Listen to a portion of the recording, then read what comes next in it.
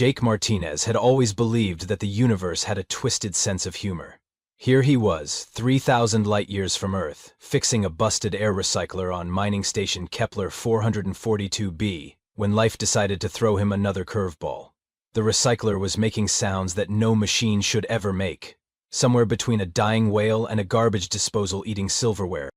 "Come on, you piece of junk," Jake muttered, squeezing his 6-foot frame into the cramped maintenance shaft. His tool belt clinked against the metal walls as he maneuvered toward the source of the noise.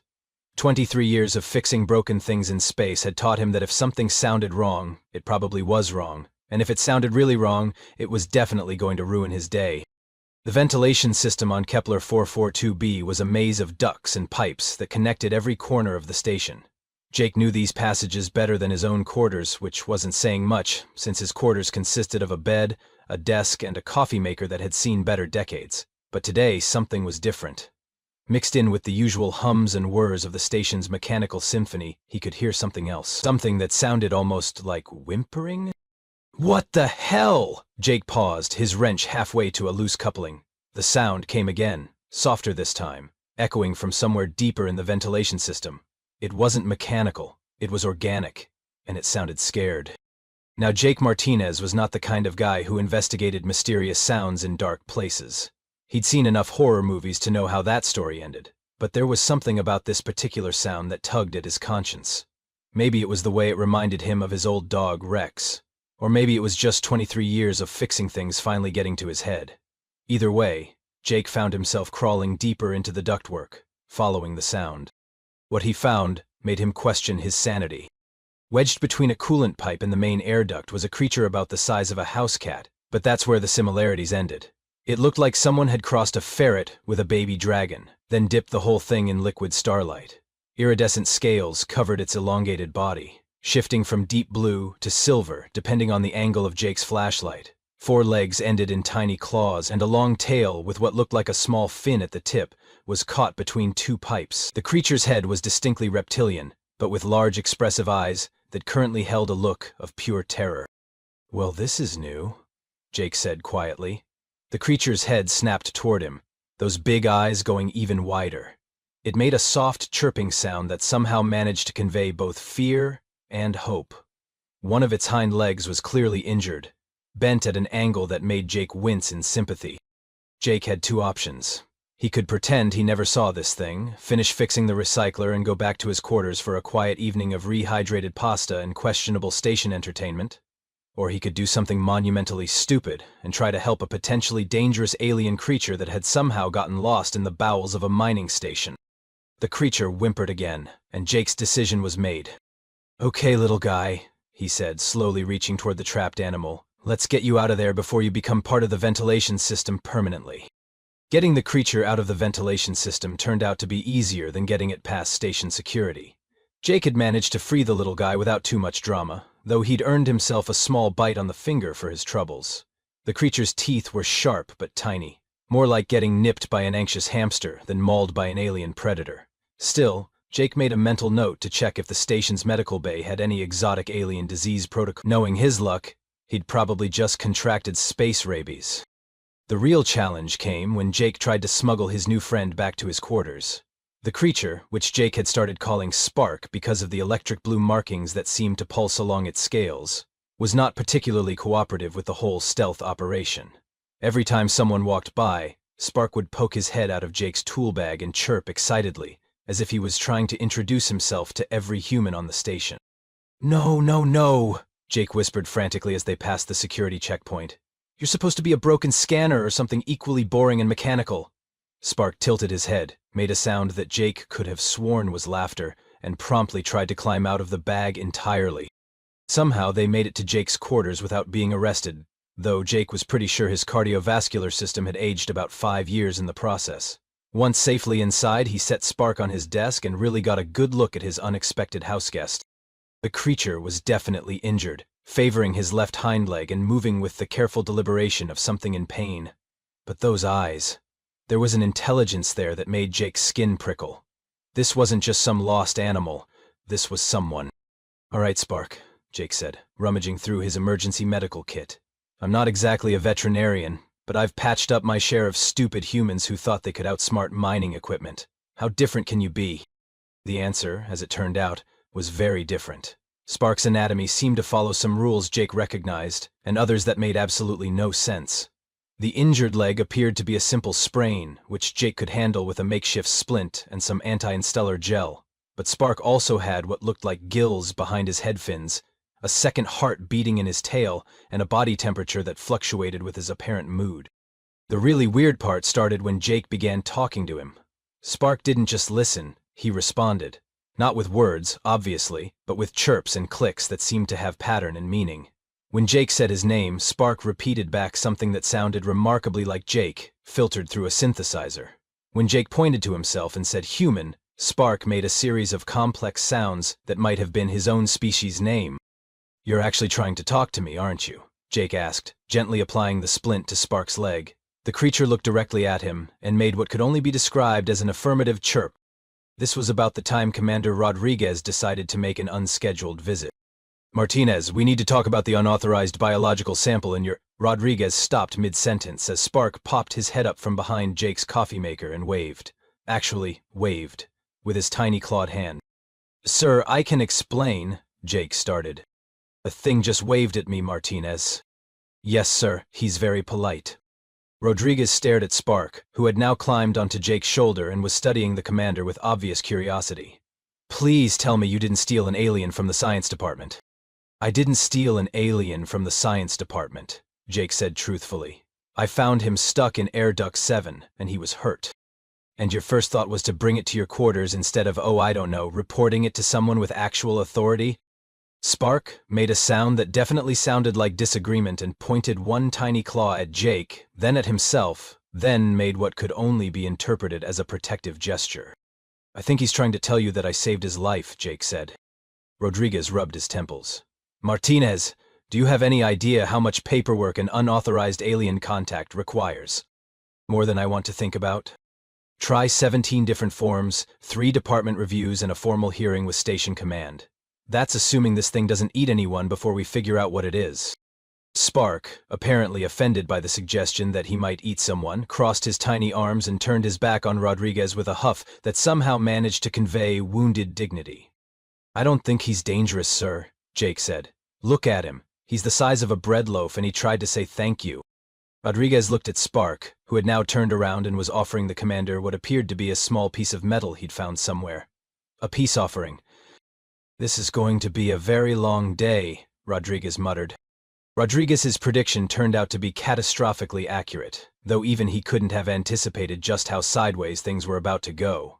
3 days after Jake's unauthorized alien rescue operation, the station's long-range sensors picked up something that made everyone's blood run cold. A fleet of unknown ships, dropping out of hyperspace at the edge of the system. "Unknown vessels, this is Kepler 422b mining station," crackled the voice of Communications Officer Walsh over the intercom. "Please identify yourselves and state your intentions." The response came in a language that sounded like someone gargling gravel mixed with thunder. The universal translator kicked in a moment later, converting the alien's speech into something approaching English, though the meaning was crystal clear, even without translation. "Return what you have stolen, or face the consequences." Station Commander Brooks, a woman who had seen her share of cosmic weirdness over the years, was not having a good time. "Martinez, get to the command center, now, and bring your little friend." Jake found himself hustling through the corridors with Spark perched on his shoulder like the world's most exotic parrot. The little creature seemed to sense the tension in the air and was making soft, worried sounds that somehow conveyed both confusion and concern. The command center was in full crisis mode when they arrived. Tactical displays showed 7 massive ships, each one easily 3 times the size of the station, arranged in what could only be described as an attack formation. The ships themselves defied easy description. They looked organic, like someone had grown warships instead of building them, with flowing curves and surfaces that seemed to shift and pulse with their own inner light. "Sir," reported Lieutenant Torres from the sensor station, "the alien vessels are scanning us. No weapons lock yet, but they're definitely not here for a friendly chat." "What do they want with us?" Commander Brooks demanded. "We're a mining operation, not a military installation." Before anyone could answer, the main view screen flickered to life, showing the bridge of the lead alien vessel. The creature that appeared on screen made Jake's breath catch in his throat. It looked exactly like Spark, but supersized and significantly more intimidating. 8 feet tall, covered in the same iridescent scales, but with claws that could probably cut through steel, and an expression that suggested he was seriously considering turning the entire station into cosmic dust. "I am General Thaxmore of the Veltar hunting fleet," the alien announced, his voice a deep rumble that seemed to shake the command center's walls even through the speakers. "You have taken one of our pack. Return him immediately, or we will retrieve him ourselves." The universal translator was working overtime, occasionally hiccuping on concepts that apparently didn't translate well, but the general message was clear: give us back our guy, or else. Commander Brooks stepped forward, drawing on 20 years of diplomatic training that had never covered situations quite like this. "General Thaxmore, I'm Commander Brooks of the Terran Mining Consortium. We have no record of taking any of your people. Perhaps there's been a misunderstanding." "There is no misunderstanding," Thaxmore growled. "Our youngest scout went missing in this system 3 rotations ago. His life signature emanates from your station. Return him, or we will take him by force." That's when Spark decided to make his presence known. The little creature scrambled up Jake's arm and onto his head, chirping excitedly at the view screen. On screen, General Thaxmore's eyes went wide with what looked like relief, quickly followed by something that might have been rage. "Uncle Thax," Spark chirped in what was obviously his own language. The sound was joyful, excited, and completely oblivious to the fact that his uncle was approximately 30 seconds away from vaporizing a mining station. "Nephew," Thaxmore replied, his voice softer but still dangerous. "What have these creatures done to you?"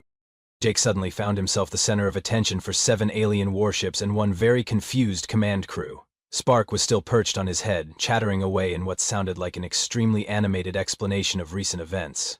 Unfortunately, Jake didn't speak Veltar, so he had no idea if Spark was telling his uncle about the rescue or making the situation infinitely worse.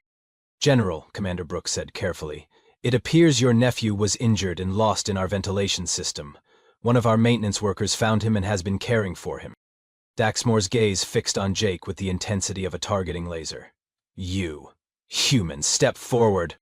Jake really wished he'd called in sick that day.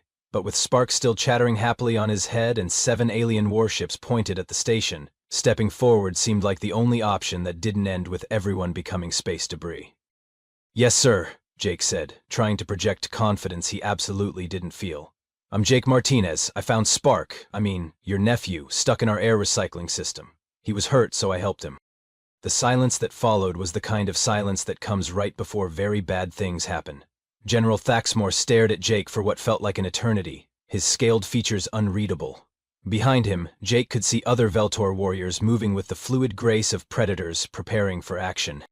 "You touched a member of the Veltar pack," Thaxmore said slowly, "without permission, without understanding." "Well," Jake said because apparently his mouth had disconnected from his brain's self-preservation protocols, he was stuck and scared.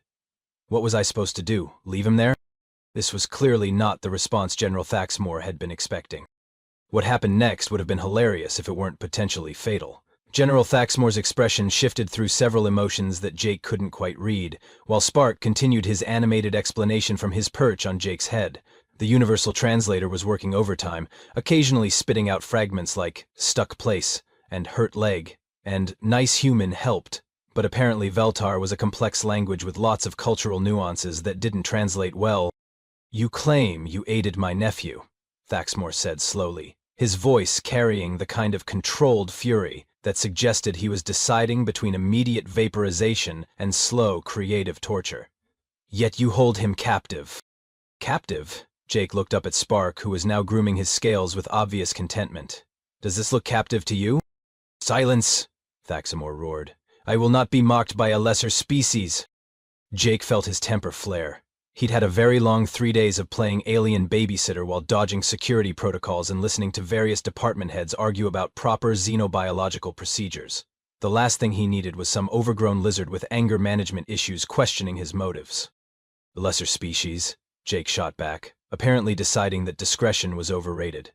"Listen here, General Godzilla, I found your nephew stuck in a pipe with a hurt leg, scared out of his mind.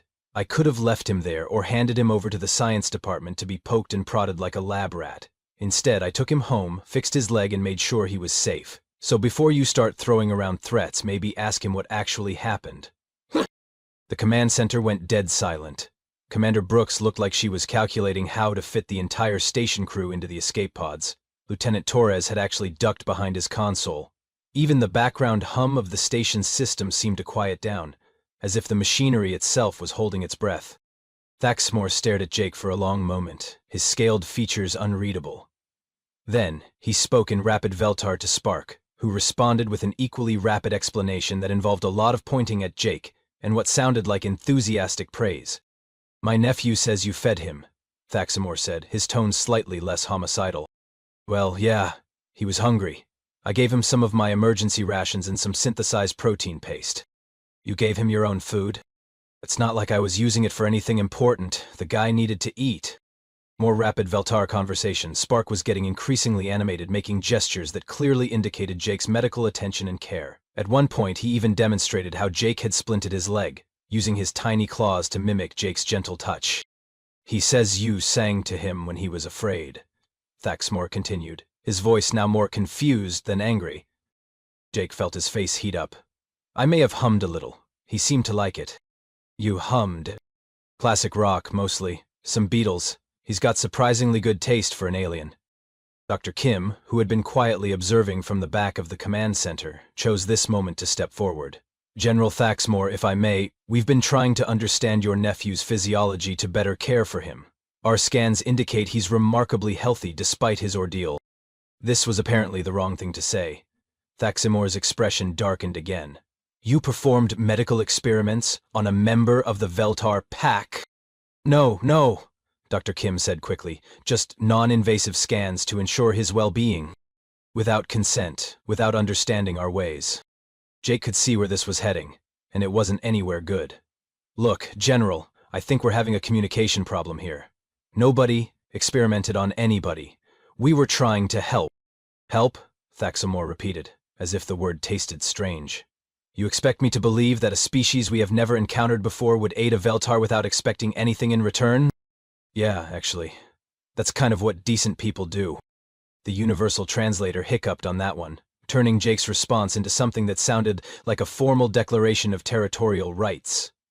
Thaxmore's eyes narrowed dangerously. "You claim territory over my nephew?" "What? No! I'm saying that helping someone who's hurt is just basic decency." Another translation failure. This time it came out as something about challenging the pack hierarchy. Jake watched in horror as every Veltar on the view screen shifted into what was unmistakably a combat stance. "That's it," Jake said, throwing his hands up in frustration. "The translator is making this worse. Spark, buddy, can you explain to your uncle that I'm not trying to steal you or challenge anyone or whatever this thing is making it sound like?" Spark looked at Jake, then at the view screen where his uncle was looking increasingly homicidal, then back at Jake.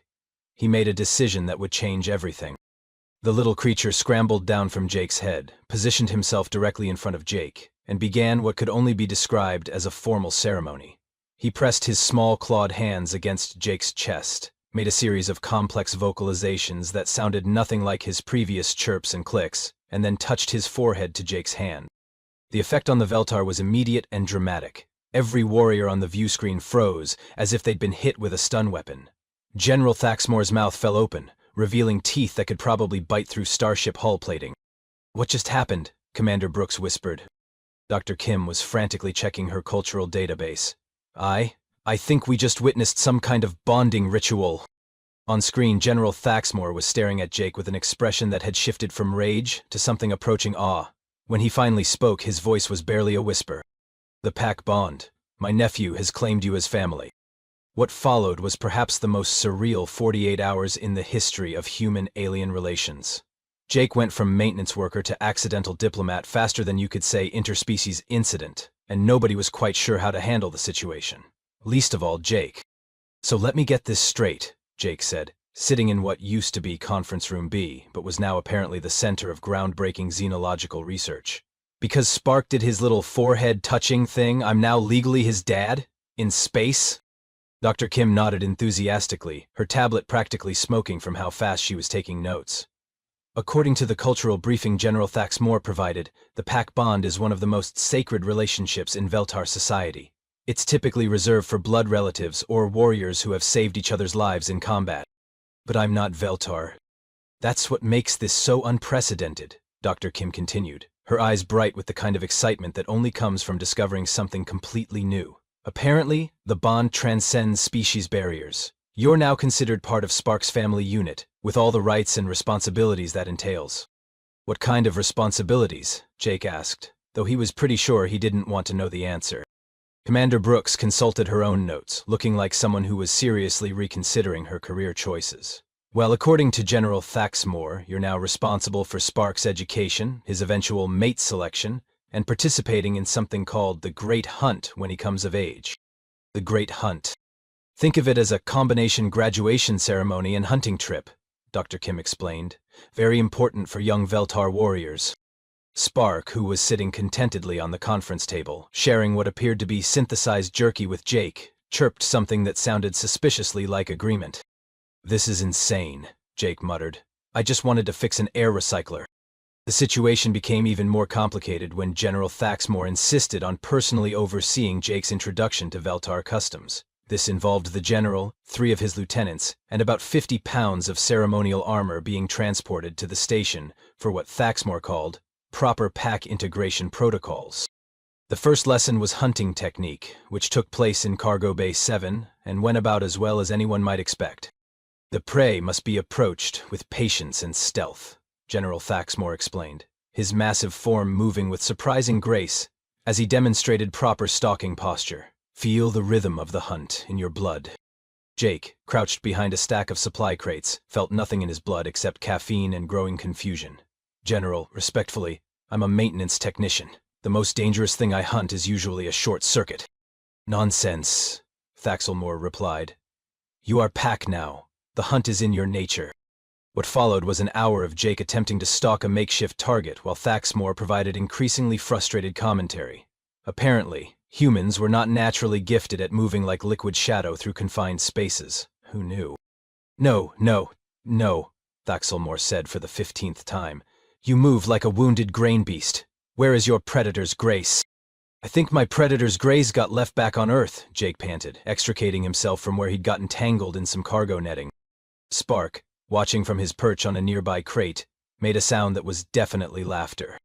The cultural exchange went both ways, though. Jake introduced the Veltar to the concept of movie night, which led to a group of alien warriors sitting in the station's rec room, completely mesmerized by Die Hard. The human John McClane demonstrates excellent pack loyalty, Lieutenant Kexer observed, munching on popcorn with her razor-sharp teeth. His tactical improvisation is most impressive. Yeah, Bruce Willis is pretty great, Jake agreed. Wait until you see the sequel. General Thaxmore was taking careful notes on human combat doctrine, apparently convinced that Die Hard was a documentary about human military tactics. Jake decided not to correct him. The real breakthrough came when Jake introduced the Veltar to pizza. It turned out that alien warriors who could bench press small spacecraft had a serious weakness for cheese and pepperoni. This pizza is acceptable sustenance, Thaxmore declared, working on his 3rd slice, though the bread base lacks proper claw grip texture. I'll talk to the food synthesizer technician about making it more warrior-friendly, Jake promised. Dr. Kim was having the time of her life, documenting every interaction between humans and Veltar. Her research notes were becoming the foundation for what would eventually be the first comprehensive guide to Veltar culture, though she was pretty sure the Academic Review Board was going to have some questions about her methodology. This is incredible, she whispered to Jake during a break in the cultural demonstrations. They are a pack-based society with complex social hierarchies, but they also have advanced spacefaring technology and what appears to be a democratic military structure. The anthropological implications are staggering. That's great, Doc, Jake replied, watching Spark teach a group of young Veltar warriors how to play poker using betting chips made from spare bolts. Just remember that 6 hours ago they were ready to blow us all to pieces. About that, Candor Rodriguez interjected, appearing at Jake's elbow with the expression of someone who'd been dealing with bureaucratic nightmares all day. I just got off a 12-hour call with Earth Command. They want a full report, 3 cultural assessments, and an explanation of how a maintenance worker became our primary diplomatic contact with a new alien species. What did you tell them? That's Tuesday, Rodriguez said dryly. Because honestly, Jake, weird stuff like this only happens to you on Tuesdays. As if to prove his point, alarms began blaring throughout the station. On the main display, new contacts were appearing on the long-range sensors, more Veltar ships, but these ones were broadcasting on different frequencies. "General," Commander Brooks called out, "we are receiving transmissions from what appears to be another Veltar fleet. They're demanding you return to your territory immediately." Thaxmore's expression darkened. "The Council grows impatient with our extended absence. They question the wisdom of extended cultural exchange." Jake looked at Spark, who had gone very still on his shoulder. "That doesn't sound good." "It is not," Thaxmore admitted. "There are those among my people who believe that contact with other species weakens the pack. They would prefer that this encounter never happened. And if you don't go back, then they will come here in force, and they will not be interested in pizza and movie nights." Jake stared at the approaching ships on the display, then at Spark, then at the collection of human and Veltar personnel who had somehow become his responsibility in the span of 3 days. "Well," he said finally, "this just got a lot more complicated." The arrival of the Veltar Council fleet turned out to be exactly as fun as a root canal performed by angry wasps. The Council ships were bigger, nastier looking, and crewed by Veltar who clearly hadn't gotten the memo about pizza and movie nights. Their leader, High Counselor Vexthara, made General Thaxmore look like a cuddly teddy bear by comparison. "Brother," Vexthara's voice boomed through the comm system, "you have disgraced the pack with this mingling. Return immediately and bring the human for judgment." Jake really didn't like the way she said judgment. It had the kind of finality that suggested his life expectancy could be measured in minutes rather than years. "Sister," Thaxmore replied, his voice carefully controlled, "the human has honored our customs. He saved young Spark's life and accepted the pack bond. To harm him would violate our oldest laws. Laws written for Veltar, not for alien parasites." That's when Spark decided he'd heard enough. The little creature scrambled up Jake's arm to his shoulder and began what could only be described as the most epic temper tantrum in galactic history. He chirped, clicked, and chittered at the view screen with such obvious indignation that even the universal translator gave up trying to keep pace. "What's he saying?" Jake asked. Dr. Kim checked her linguistic analysis software. "I think he just called the High Counselor well, the translator is struggling, but I believe the closest English equivalent would be ignorant cave dweller with the brain capacity of fossilized algae." "Spark," Jake said, shocked. "That's not very diplomatic." But Spark wasn't finished. He pointed at Jake, then at himself, then launched into what was clearly a detailed account of the past few days. Every Veltar on both fleets was listening intently, their expressions shifting as Spark told his story. "He's explaining the pack bond ritual," Thaxmore translated quietly. "How you cared for him without expecting reward. How you protected him from those who would have treated him as a specimen rather than family." On screen, High Counselor Vexthara's expression was slowly changing from murderous rage to something approaching thoughtfulness. When Spark finished his speech, she was quiet for a long moment. "Show me this human's quarters," she demanded. And that's how Jake found himself giving a guided tour of his cramped living space to one of the most powerful beings in Veltar society, while a small alien creature provided running commentary on his housekeeping skills. "This is where Jake made the healing nest," Spark chirped, pointing to Jake's bed where he'd spent his recovery time. "Soft human fabrics and warming devices." Vexthara examined the makeshift medical setup Jake had created, including the jury-rigged splint and the carefully measured portions of food he'd been giving Spark. Her claws traced over Jake's emergency medical kit, noting which supplies had been used. "You used your own medical supplies," she observed. "Well, yeah. He needed them more than I did." "Your own food?" "He was hungry." "Your own sleeping space." "He was scared and hurt. Where else was he going to sleep?" Vexthara straightened to her full 8-foot height and stared at Jake for what felt like an eternity. Then she did something completely unexpected. She laughed. It was a sound like wind chimes made of steel, musical but with an edge that could cut glass. "General Thaxmore," she said, still chuckling, "it appears your nephew has chosen his guardian well. This human demonstrates pack loyalty without even understanding our ways." "So we're not going to be vaporized?" Jake asked hopefully. "On the contrary," Vexthara said. "The Council hereby recognizes the validity of the pack bond. Furthermore, we propose a formal alliance between our species, with this station serving as the first joint human Veltar diplomatic outpost." Commander Brooks, who had been following the tour at a safe distance, stepped forward. "High Counselor, while we appreciate the honor, I should point out that establishing an embassy requires approval from Earth Command, and— The bureaucracy can catch up later, Vexthara interrupted. The pack has spoken. Young Spark will remain here as our official liaison, under the guardianship of Jake Martinez. Jake blinked. I'm sorry, what now? Congratulations, Dr. Kim whispered. You're now the galaxy's first interspecies foster parent. And Kepler 442b's new head of alien relations, Commander Brooks added, looking like she was calculating how to explain this to her superiors. I hope you're ready for a career change, Martinez.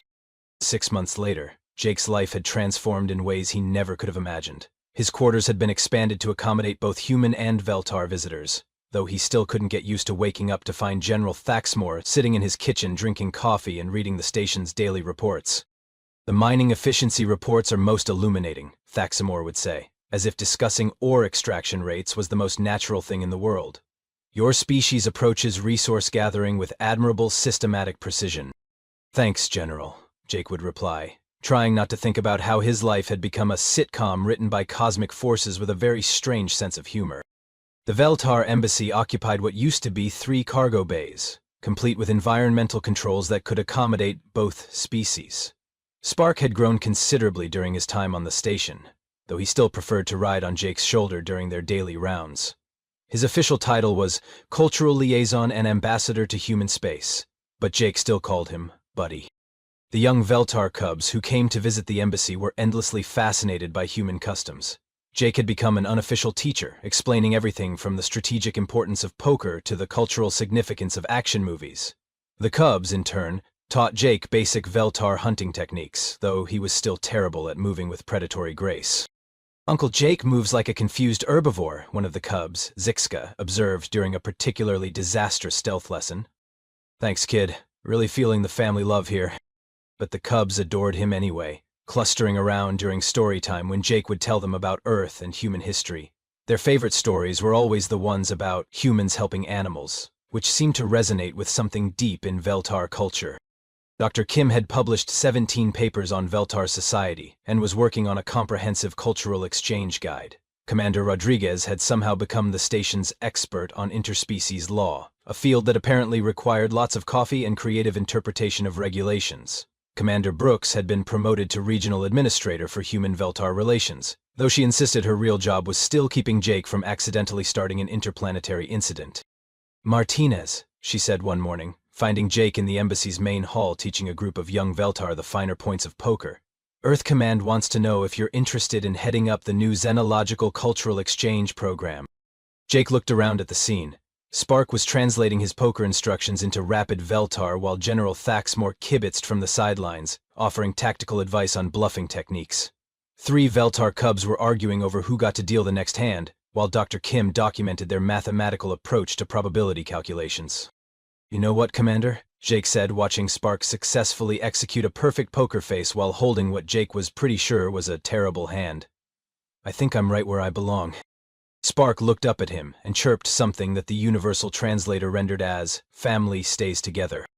Damn right we do, buddy, Jake said, reaching over to scratch behind Spark's head fins. Damn right we do.